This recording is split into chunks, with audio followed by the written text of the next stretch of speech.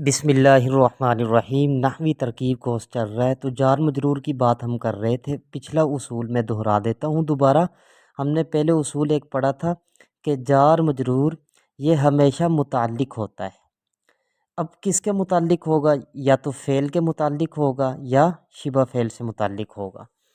तो अगर जार मजरूर से पहले फ़ेल या शिबा फ़ेल मौजूद हैं तो उसके साथ हम इसको मुताल्लिक कर देंगे जार मजरूर को।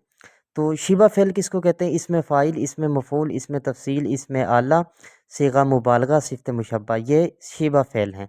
तो बहरहाल ये अगर बात नहीं समझ आई तो पिछली वीडियोस देख ली जाए, इंशाल्लाह सबक समझ आ जाएगा। तो अब बाज़ औक़ात जुमले के अंदर फ़ेल या शिबा फ़ेल मौजूद ही नहीं होता, यानी जिसके साथ हमने जार मजरूर को मुताल्लिक बनाना है वो मौजूद ही नहीं है। फिर हम क्या करें भी? तो हम महज़ूफ़ फ़ेल या शिबा फ़ेल निकाल लेंगे।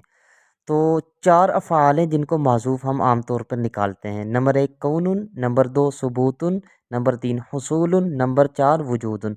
बहरहाल अगर ये बात नहीं समझ आई तो इसका ताल्लुक़ पिछली सबक के साथ है। पिछला सबक सुन लिया जाए, इंशाल्लाह समझ आ जाएगा।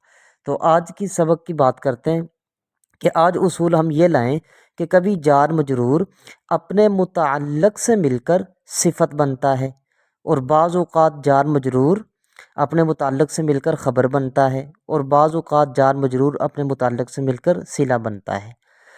तो बहरहाल उसूल ज़हन में रखें, इंशाअल्लाह जब हम मिसालें देंगे, तरकीब करेंगे तो बात वाज़ेह हो जाएगी, बिल्कुल हर एक को समझ आ जाएगी।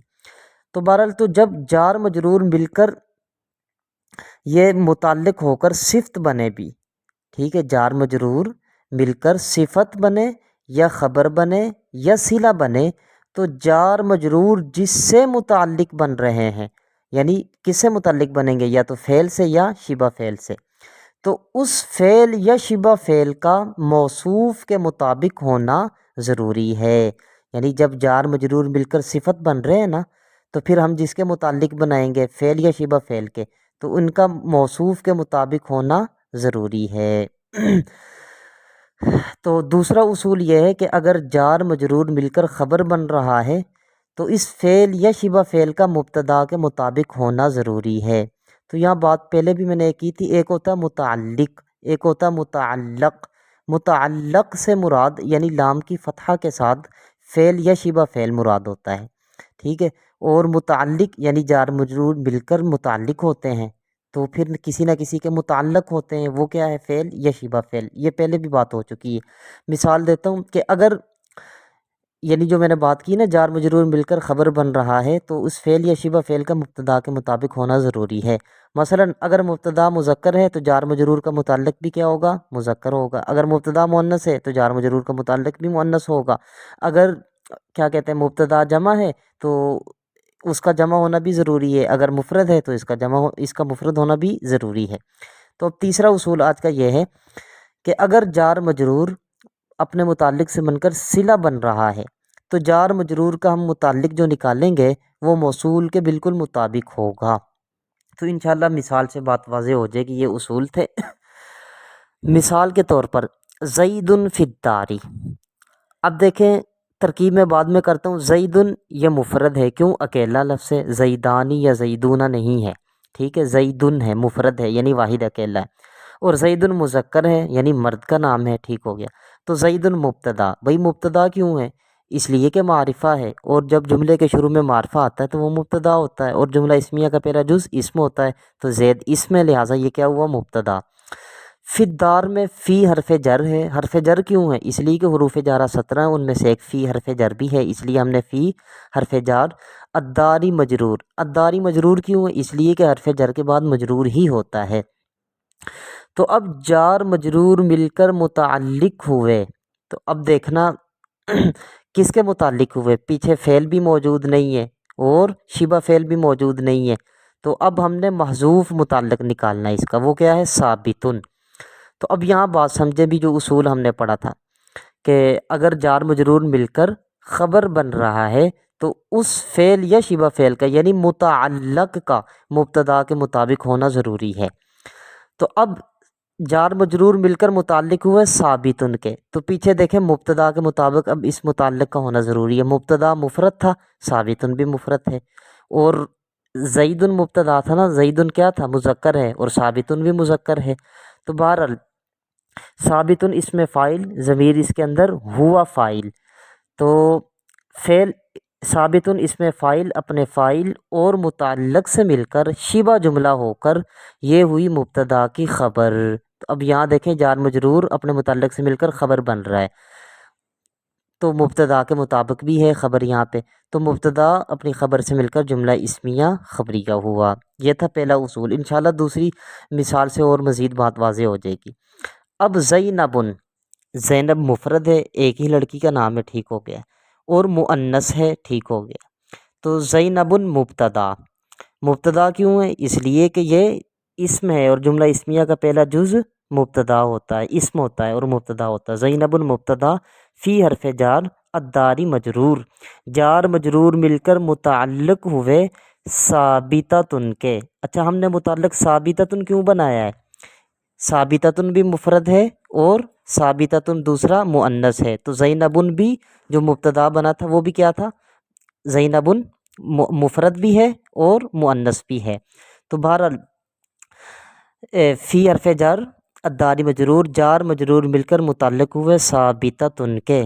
ثابتتن اسم فاعل، اس کے اندر ہیا ضمیر اس کا فاعل، اسم فاعل اپنے فاعل سے مل کر شبہ جملہ ہو کر، ٹھیک ہے، یہ خبر ہوئی مبتدا کی، مبتدا خبر مل کر جملہ اسمیہ خبریہ ہوا۔ اچھا یہ شبہ جملہ ہم نے کیوں بنایا ہے؟ اس لیے کہ ہم نے شبہ فعل نکالا تھا، وہ کیا ہے؟ ثابتتن، وہ اوپر جو بتائے تھے فعل یا شبہ فعل ہمیں محذوف نکالنا پڑتے ہیں، اور وہ 4 ہیں، کون، ثبوت، حصول، وجود، تو ثبوت سے ہم نے ثابتتن اس میں فاعل مؤنث نکالا ہے، صحیح ہو گیا۔ اب تیسری مثال انشاءاللہ سے اور مزید بات واضح ہو جائے گی۔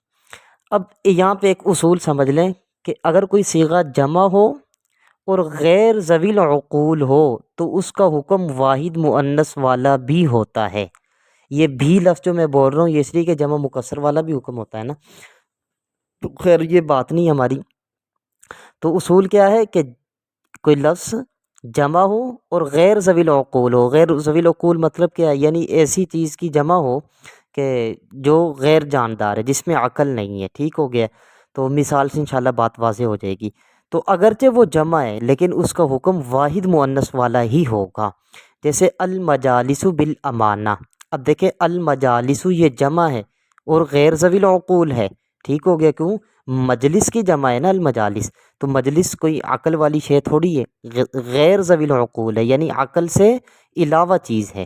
تو بہرحال المجالس یہ کیا ہے؟ مبتدا، با حرف جار الامانتی مجرور، تو جار مجرور مل کر متعلق ہوئے ثابتتن کے۔ اچھا ثابتتن کیوں نکالا بھائی؟ اس لیے کہ المجالس اگرچہ جمع ہے لیکن غیر ذوی العقول ہے، اس کا حکم ہی واحد مؤنث والا ہے، تو اس لیے اس کا متعلق بھی ہم نے مفرد مؤنث ہی نکالنا ہے، تو ثابتتن نکالا۔ تو ثابتتن اس میں فاعل، اس کے اندر ہیا ضمیر اس کا فاعل، ہیا کیوں نکالی؟ اس لیے کہ یہ مؤنث ہے، تو اس میں فاعل اپنے فاعل اور اپنے متعلق سے مل کر شبہ جملہ ہو کر خبر ہوئی المجالس مبتدا کی، مبتدا اپنی خبر سے مل کر جملہ اسمیہ خبریہ ہوا۔ تو آگے ترکیبیں میں نے 2 لکھی ہیں، یہ آپ نے خود کرنی ہے۔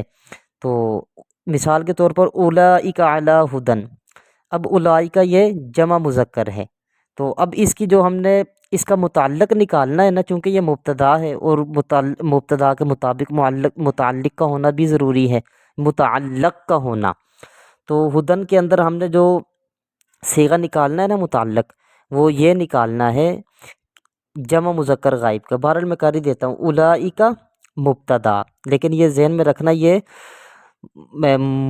کیا کہتے ہیں مذکر ہے اور دوسرا جمع مذکر غائب، جمع مذکر کا صیغہ ہے۔ علی حرف اولئک مبتدا، علی حرف جر ھدی مجرور، جار مجرور مل کر متعلق ہوئے ثابتون کے، کیوں؟ متعلق کا مبتدا کے مطابق ہونا ضروری ہے، مبتدا جمع مذکر تھا تو متعلق بھی ہم جمع مذکر ہی لائیں گے، تو ثابتون اس میں فاعل، ضمیر اس کے اندر فاعل، اس میں فاعل اپنے فاعل سے مل کر اپنے فائل اور اپنے متعلق سے مل کر شبہ جملہ ہو کر یہ ہوئی خبر، مبتدا خبر مل کر جملہ اسمیہ خبریہ ہوا۔ اب الانات من اللہ، یہ ترکیب آپ احباب نے کمنٹ کے اندر کرنی ہے۔ اگر کوئی بات سمجھ نہ آئی ہو تو نمبر لکھا ہوا ہے، آپ رابطہ کر سکتے ہیں۔ جزاک اللہ خیر۔ السلام علیکم ورحمۃ اللہ وبرکاتہ۔